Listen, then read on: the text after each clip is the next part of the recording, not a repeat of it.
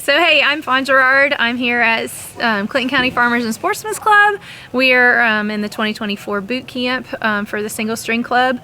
We have a great lineup of mentors. Joel Turner is our headliner, and we have over 111 people that have signed up for this amazing boot camp.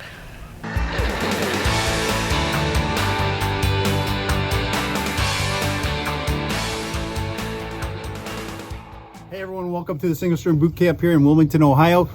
We're at the first day. It's Saturday. It's crisp and cold. We're gonna head inside. Let's see what's going on. Joel Turner, Shot IQ. Let's go.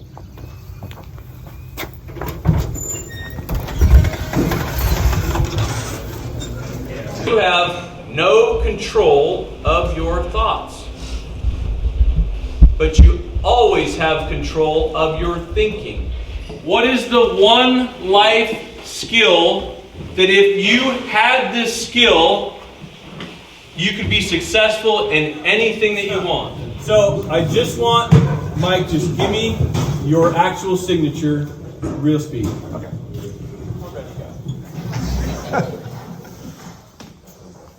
Oh my God, Karen.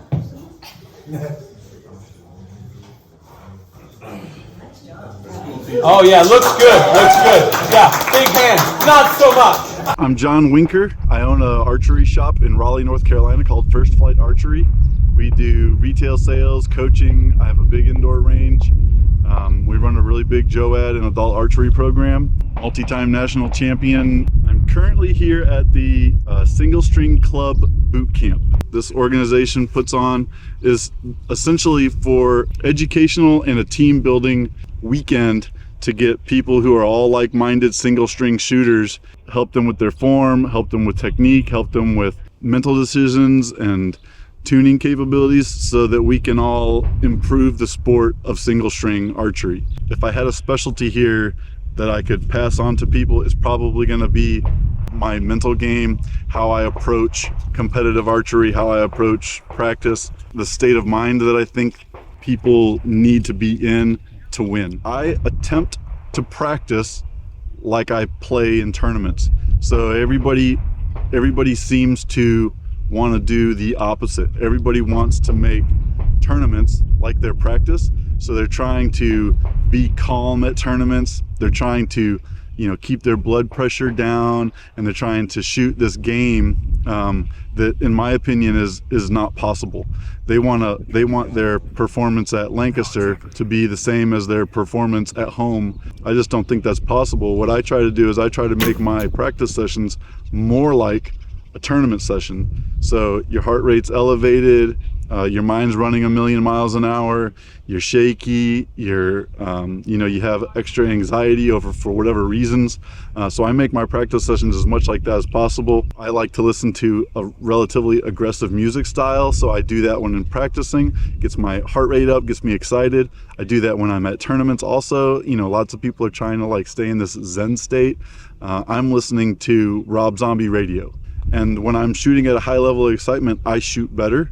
So when I'm at a tournament and the excitement's already high because you can't help it, you're shooting the same as you always do at a high level of excitement. So then you're shooting good, you feel good, everything works better because that's how tournaments always are. So what I think is happening is I think you're feeling your thumb there because your fingers are here. Did I pass? So let's get that thumb back and get those fingers in there. I know you're saying it's there. It's not. I promise you. I feel the finger tab there. It's something. It's not this though. It could. I think it's either. Yeah. It's something else. But this needs to be in there and tight. All of you, whatever. I don't care what your anchor is. You can do this. That's fine. But this, I need to see it. You need to feel it. It needs to be positive. It needs to be in there. It can't be like, maybe here. If it's here, then so be it. It's here. Okay, show me. Oh, cool. There's a dog in the back. Yeah, it's the tab. See it? Watch her do it. She pulls weird, wonky, but she gets back. Good enough. We need to, the idea of this open stance is to help tighten the core. I finished with this last year, right here in this very spot. And people will open but then they don't, like when they turn their whole body to open up to get into that position. The key when we do that coiling is to rotate the core, but keeping the hips still. The hips need to be going this way, and my core needs to turn, which tightens it back from here. Where you're out a little bit further, it's going to be out here to where it's not as buried in your chest. So you'll be here and you'll be a little bit more stable. There you go. The anchor, not just in front of the anchor or touching it and then coming forward. So make sure you get to the anchor, stop. Then, like Joel says, you have to talk to yourself. I'm there, I'm ready, release. Okay. And then pull through your back, not your arm.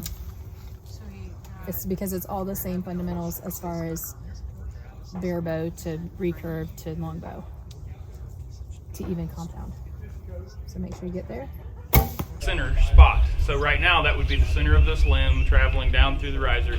Your center shot is where your arrow is in reference to that center point, right? So if your arrow, if I was to put an arrow on this and look down the bow and I line my string up on the center of the limb, if I see the arrow inside of the string line, then that's called inside of the center, right? Or you could be out, a lot of long bows are going to be outside. Most of your bows are going to be outside of your string line, so you're outside of center. So that's what center shot is. So if I say that, measurement down here, and you measure in the same position up here, and this measurement is 1/8 of an inch shorter, that means this limb is stronger, right? It's pulling the string closer to the riser because it's stronger. So my limbs together and increases this distance. Your stringer on, pull it up, twist it up. Whatever you want. I've shot strings that were an inch too long, and I twisted them up an inch. For World Games, all my strings were an inch too long. If I unstrung them and sat them down on the table, they'd coil up. It's probably not ideal, but there was no difference. You know, if you do it right, you're initially sitting a bow up. You're kind of guessing on a string, right? You're going AMO length. You know. Leslie Winker, and I'm from Raleigh, North Carolina. Julie Yacca from Fort Collins, Colorado. This year I decided that I was going to take bare bow outside, so I needed some help. I'm working on some gap shooting with my new longbow. This is a Java Man, and it's absolutely gorgeous. What a beautiful bow. It's my new favorite thing. Actually, I was interested in hearing Joel talk. I haven't gotten to sit in on one of his seminars, so I was excited to be able to listen to Joel. But and then beyond that, any of the mentors, but specifically Fawn, as being one of the top female bare bow, and she has a lot of experience with the 3D teams, which is a goal of, I think, both of ours actually this year, is to make the 3D team. So Fawn has a lot of good experience and tips, so I'm excited to talk to her. I'm gonna have to go with that as well. I actually was kind of ignorant on who was gonna be here, and so I was really surprised when I got to listen to Joel. That was really enlightening. I took a lot of notes, and Fawn, she's just approachable, and I'm looking forward to really picking her brain. Getting more women. I think it is honestly just speaking out and going to events and letting them see that there's women there, and they don't have to be the best. There's all skill levels out on the range, and we're all here to help each other and better each other, and to get just overall better. I just think we just talk about it more and be out there more.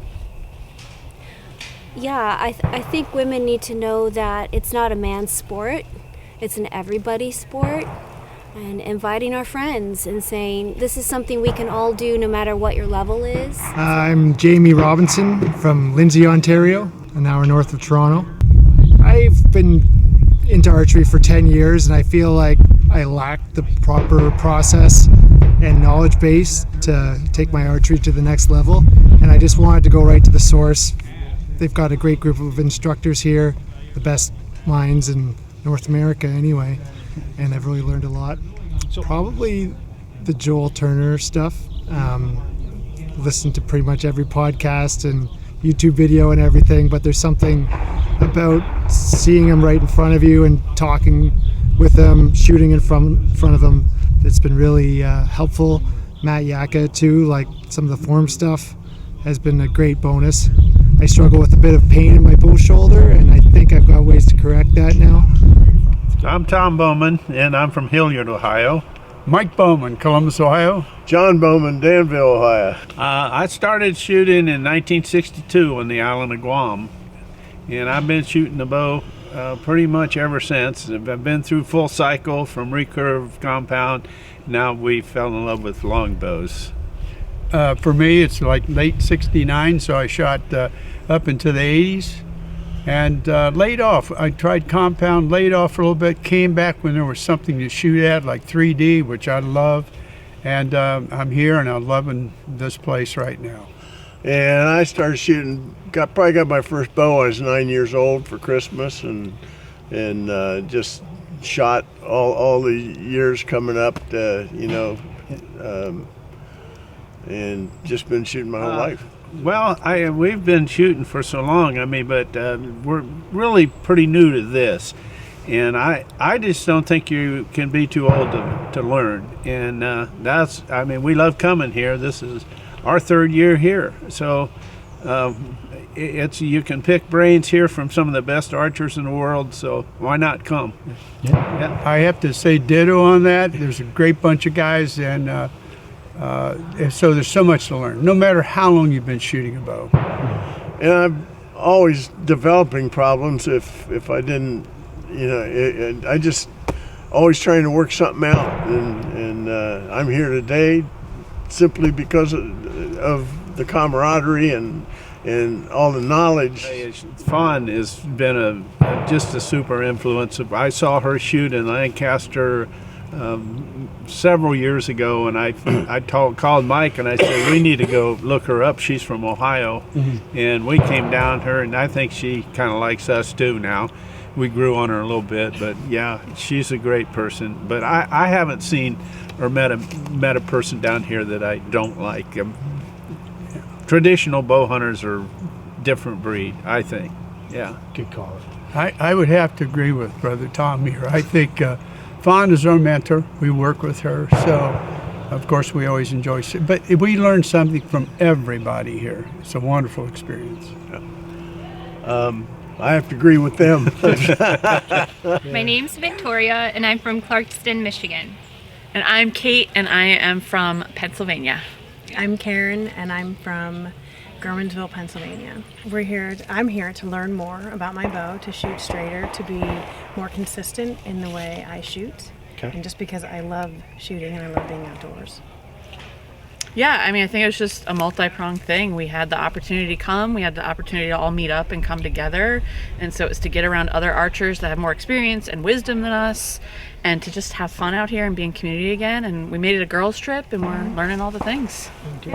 And just to learn more about archery, learning more about myself and how I shoot, and to be more consistent, and just to learn from other archers here. I'm looking forward to, longbow is new for me. Archery in general is new for me, so I'm really excited I know there's a couple mentors here that have a lot of longbow experience, so as I don't even know names yet, as I'm getting to know people in the community more, I'm really excited to talk to those archers that have really been in that trad longbow world for a long time.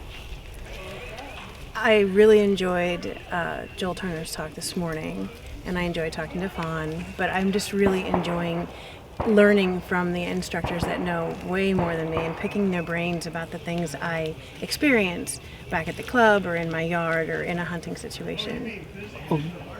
I also enjoyed listening to Joel's talk earlier, and I've enjoyed getting to talk to Fawn and just getting to know her more. She just seemed very down to earth. Just come out and do it. It is a lot of fun. It's everybody's so supportive in what we do, and just come out and do it. I think it's what's already happening, at this ground level. We got to keep creating evidence, because when other women see women doing it, then it becomes a permission slip for them to show up. And that's what I saw happen in other sports that I've been in that were very male dominated, and now looking back, there's tons of women falling behind. So you get there, you show up, and you open the door for the other women there. I'd say just stepping outside of your comfort zone and knowing that there are other women out there, and even the men, everybody's just so supportive, and if you ever need any help, everybody just steps in and helps you with whatever you need, and it's just honestly a great thing. I couldn't begin to explain the draw towards traditional archery. I did start with compound and I gravitated towards traditional. I just find the people, the community that surrounds the traditional archery, I'm not going to say they're better, but I'm more comfortable with them.